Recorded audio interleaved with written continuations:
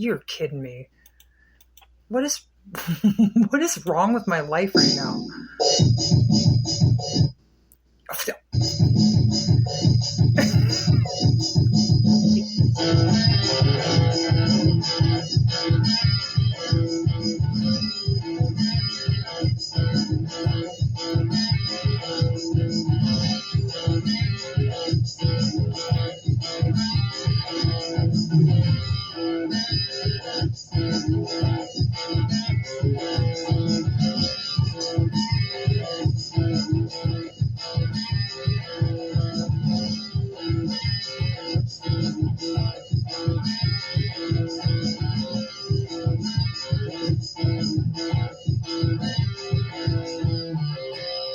Oh my God, we made it to the end this time. Holy crap. And just so you know, Jen, it recorded while I said, what is wrong with my life right now?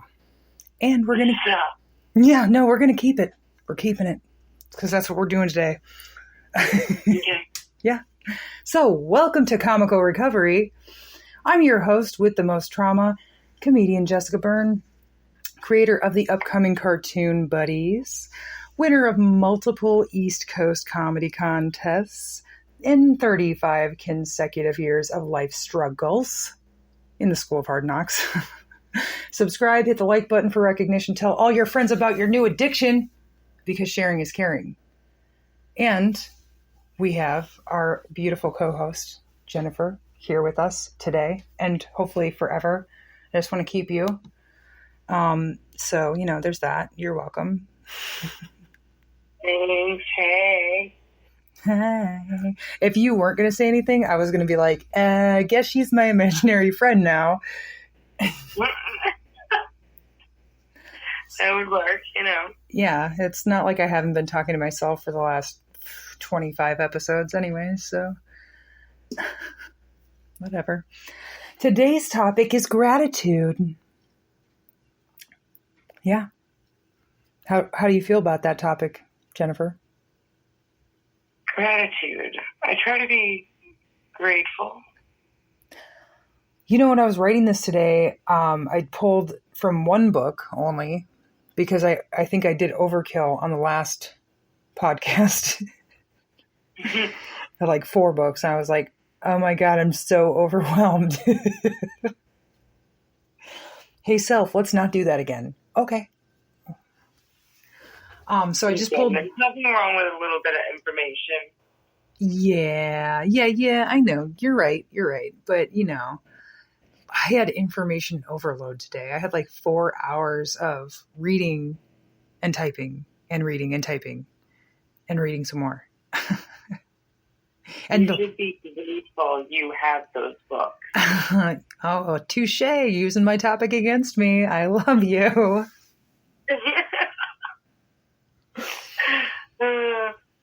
This is why you're my friend. You know. Because I can say things like, be nice to my friend, and then I'm beating myself up, and you're like, be nice to my friend, and I'm like, dang it. Yes. Good call. I will be nice to your friend. I think that's teaching me good tools. Yes. So I pulled from this book that I have on my bookshelf. It's a Daily Reflections for Al-Anon, which is people that are not necessarily alcoholics, but they have, people in their lives that are addicted to something. So I guess it doesn't necessarily have to be just alcohol. It could be like anything, whatever. But the book's called Courage to Change. And so I looked up a page about gratitude, and I think it was like February 14th or I don't know, it doesn't really matter. It was on page 45. And I thought it was a really interesting one because it starts off saying, confusion can be a gift from God. Looking back on instances when I left desperately or felt, rewind, looking back on instances when I felt desperately in need of an immediate solution, I can see that often I wasn't ready to act. When I became fully ready, the information I needed was there for the taking. When I know too much about my options before the time is right to exercise those options, I tend to use the information only to drive myself crazy. That's why today, when I'm feeling confused, I try to consider it grace. It may not yet be time for me to act. I think that dealing with confusion can be like cooking. If the bread isn't done, I don't take it out of the oven and insist that it's time to eat. I let it finish baking. If a clear solution to a problem hasn't shown itself yet, I can trust that it will appear when the time is right. I will thank my higher power for whatever I experience today, even if I feel troubled or confused. I know that every experience can offer me a gift. All I have to do is be willing to look at the situation in the light of gratitude. So, I have a few questions that I decided to work with today, which is, how do we stay grateful in situations that are challenging?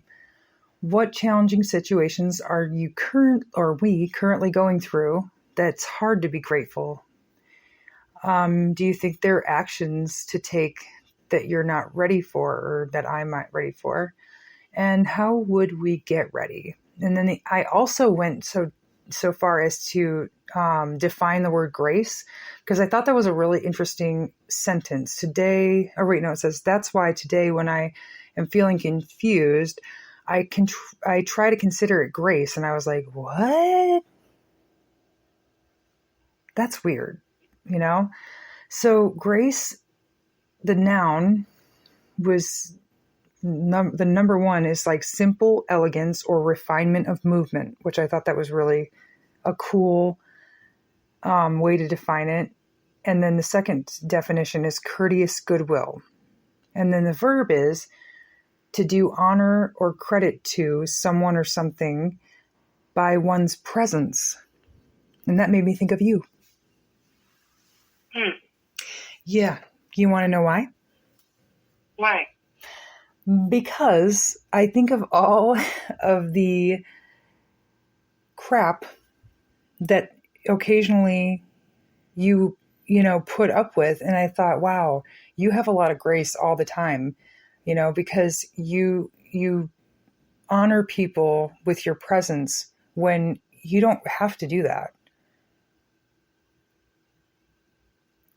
That's just that's a really nice way of putting it.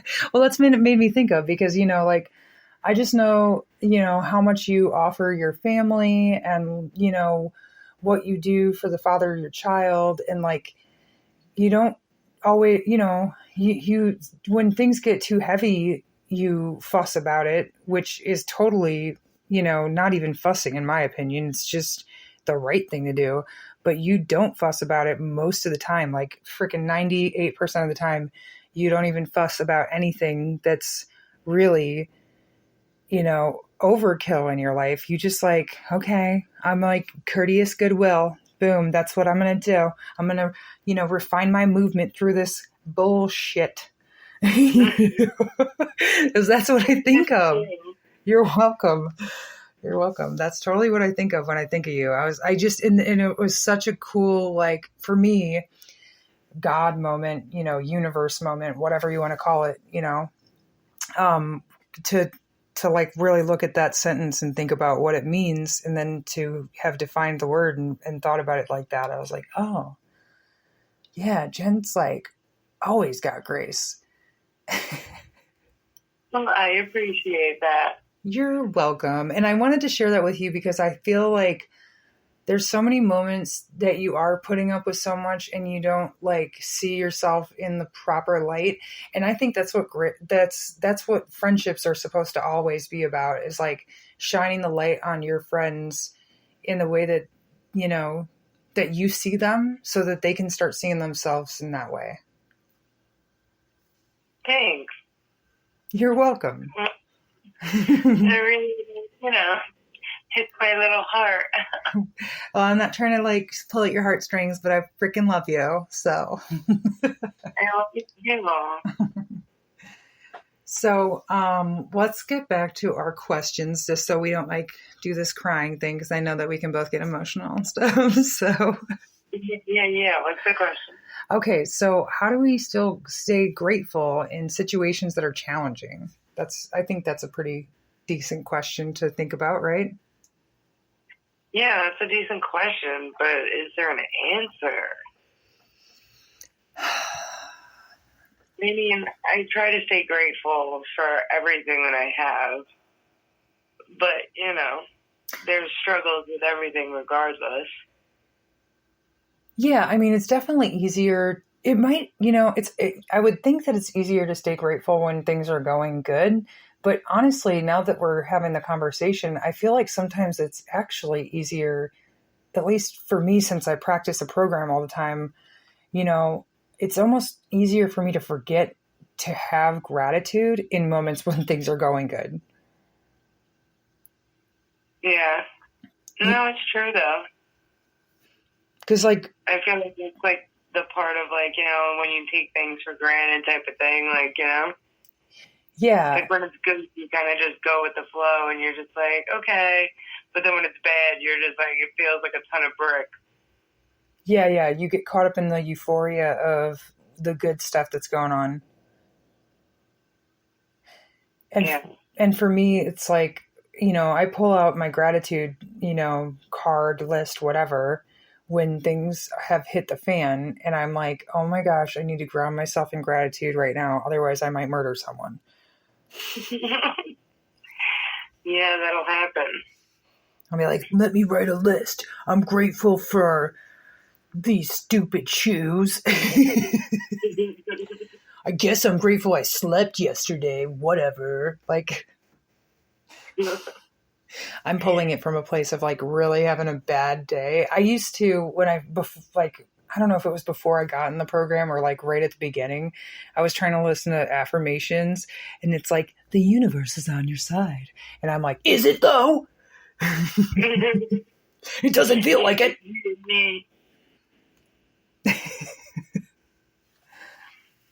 Everything works out for my greater good. Does it? Really? Doesn't feel like it. No. But I guess it's hard to answer that question without figuring out what is a challenging situation. So, I know for me, a current challenging situation was this stupid tech stuff that I figured out last minute. I had everything else ready today except for figuring out tech. And I immediately, I think, my subconscious put on the tape player of beating myself up for sure. Because I don't always catch that when it happens. And then, I didn't even think about gratitude until we're talking about it right now. It's that now it's like, oh yeah, well, I'm grateful that, we're doing this and we're starting somewhere. I could have just given up and said, forget it. Let's not do it. It's not working the way I want it to, Yeah, but we didn't. And we were like, we got this. We're just going to do it again. Yes. And I think the other challenging situation that comes up for me in life is, just being in a new relationship. And a lot of times I'm finding right now that it's my insecurities that come up that are really, really challenging. And having to express myself in a healthy way is absolutely disgusting to me. It is difficult. It is difficult. Yeah, because I don't know, for me it's way easier when I blow up about things instead of calmly speaking about how I feel. I don't know. Yeah, I always enter the conversation with the preconceived notion that my words are going to be used against me or they're going to be twisted around because I've experienced that so much. So it's such a weird foreign thing to, not have that happen. I almost antagonized it last night. I got into this, I don't know. It wasn't a confrontation and it wasn't necessarily a disagreement, but it was just this situation that was super silly. And, he said to me, I'm not going to tell you like what I want to say because it will hurt your feelings. And I was like, just hurt my feelings. Like I wanted that. I'm like, just hurt my feelings. I don't even care. Give me a reason to be mad at you. That's what I'm more comfortable with, you know, like to be in confrontation is way, you know, more familiar than to be an adult and talk it out. That's weird. Yeah. I know, I could relate. So what's a challenging situation for you that you're going through that's hard to be grateful for or through?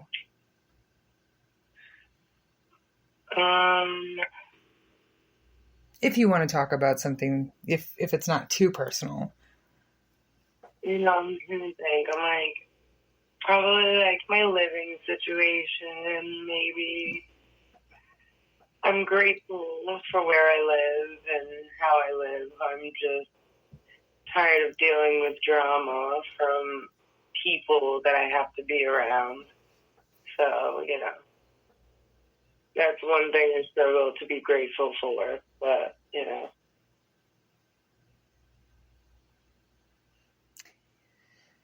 Yeah, it's definitely a challenge. You know, I mean, you are essentially a single mom, you know, that you don't always get, like sometimes you get help from your family, but you don't always get the help that you need. And that I can imagine is like super frustrating, you know, especially when it comes to trying to arrange work and everything like that. Yeah, I just, you know, it's just frustrating and I don't know.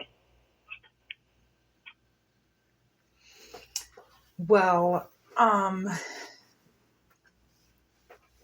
is there anything in the moment that you use? And then I was also wondering, do you think that there are actions that you're not ready to take? Kind of like how I feel about, you know, wanting the confrontation in my relationship and having that be easier. It's like, I don't necessarily always want to take the action of the high road or of the adult conversation, you know, and I know that in certain circumstances in your situation, like a lot of times having an adult conversation with someone is it's just a waste of time and energy. Yeah, because it's not as adult as you would like it to be. It's like, I don't know, sometimes it feels like dealing with a bunch of children. You know, it's very hard to conversate with everyone when they want to act on these irrational emotions.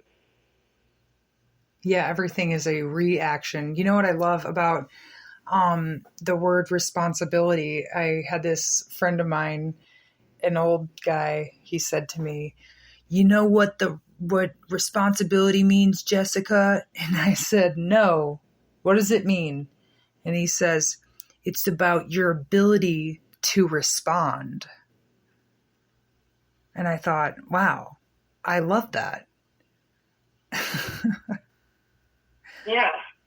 Yeah. Yeah. I mean, okay, it's my responsibility. How is my ability to respond to this situation? You know, that's a way, way more simplified way to look at that word. And also it's like, it turns it into an empowering word. Yeah, it does. The other thing I like about this particular reading is that it kind of basically says like confusion is or can be used as an emotional signal or sign that indicates that we need to take some sort of action in the situation. And I feel like at times it's easier to recognize like when you're feeling troubled and use that as an emotional cue for action. Whereas confusion is like, it's almost like, you know, the frontal cortex of your brain, the decision-making part of your brain totally shuts down and you're in subconscious mode going on fight or flight. Yeah. I feel like like it's almost like you're just like lost. You don't know where you're going. Yeah. Yeah, I definitely feel like that's a way more complicated emotional signal to decipher, and it's like something that you have to sit down and almost like write a pros and cons list to. That's my go-to with a lot of things that I can't figure out, is I have to write a pros and cons and then like number each of the things on the list. My therapist taught me all that stuff, which is amazing. And it works. Yeah, it sounds like a great way to go about it, actually. It works really well for me because, sometimes, especially, so I try to use this as an example because it was a really difficult thing for me when I quit smoking cigarettes. I wrote the pros and cons, and, obviously the cons list is easy to have more on the cons list than the pros, right? Yeah, of course. Yeah, I mean, at least for me. But then I started weighing things out and putting numbers on them. And the numbers were like, well, the cons list kind of outweighed or was really close as far as number goes to the pros list. And it like dawned on me as to why it was such a difficult decision to make, because it was too close a number, Yeah, it was like even. Yeah, it really was, because there was a part of me that felt like I was fitting in with people, and that was like a social thing for me. And it didn't outweigh, bumming cigarettes and, feeling like a schmuck for not buying my own or whatever, because once again, the interaction with people and the feeling a part of outweighed, feeling like a burden. And then, of course, I was strongly in denial of my actual addiction to nicotine, whatever. Besides the point. Yeah. Like, who even cares about that? That's not even... Terrible. I seriously had no clue that how freaking much denial I had in quitting all of the things. What? Cocaine? I don't have a problem. What do you mean? I don't even do it that often. What do you mean quit? Yeah. Why would I do that?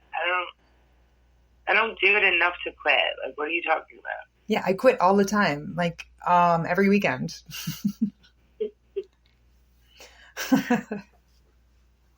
And it's like, well, why would I quit alcohol? I don't even spend any money. I'm a girl. Oh, I don't know, Jessica. Maybe because your liver's probably failing, and that's what that yellowing at the bottom of your foot is. What? Oh my God. Who doesn't like jaundice? I just want to be pretty. Well, jaundice never hurt nobody. Who doesn't like yellowing of the skin? Almost like going tanning. Come on. Basically, it's just like a tone lighter. I just want to be carrot colored. Thank you. Yes. I want to stand out in the crowd. I want to be neon. But seriously, if you have those liver issues, this wasn't a stab, so don't get too sensitive. We're just having to have a little fun. I just have to be clear. This is why it's called comical recovery. And at the end of every episode, I say something about tickling your funny bone or whatever, laughter being the best medicine. One of those things. I say stuff at the end. And if you're not listening to the end, well, I hate to break it to you, but you've already listened to too much of this because you're nearing the end right now. So there's that. Oh man. So if we're thinking about taking actions and we're not ready, like, how would you go about that? Because I guess I explained how I would. I do the pros and cons list. I can't really think of anything else. I guess the other thing that I would do is talk to a friend for feedback, Yeah, kind of throw around ideas. Yeah. Figure out the best way to go about it. Yeah. Any other suggestions? What, anything that you do? I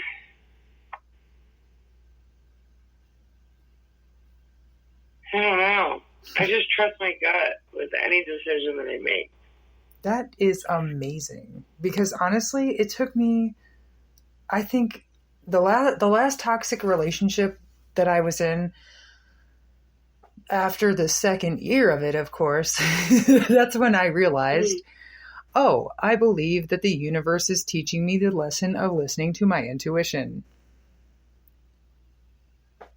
Because I wasn't. Yeah, I've always been very in tune with my intuition, so I've just actually recently learned to actually listen to it.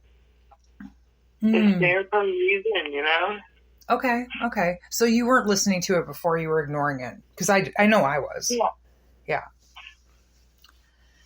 At the very beginning of that toxic relationship, my stomach was turning and I was like, I don't want him touching me like this and pressing himself into me. And I was like, but I'm used to it. It's fine. It probably means he likes me a lot. Oh, man. He just really, really likes me. That's why he keeps showing up around work unannounced. It's not stalking. What is that? No, he just wants to see me. He misses me. He does. I'm so good looking. He is obsessed. Let's not lie. I do not have that kind of self-confidence yet. We can only hope, you know? Yeah, that sounds good, though. I like that. Yeah, definitely. I nearly snorted on that one. I'm glad I didn't. That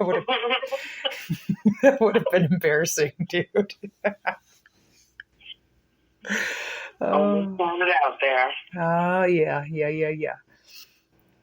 All right. Well, I think we came to a solution at the end of this conversation. So I just want to thank everybody for listening, sharing, subscribing, and passing both of us now around like your favorite doobie. Maybe we're two different flavors. I think we're pretty darn similar, but whatever. We'll get there. Remember, laughter is the best medicine and sharing is caring. And see you next time for more comical recovery with your friend and host, comedian Jessica Byrne, and my bestie, Jen.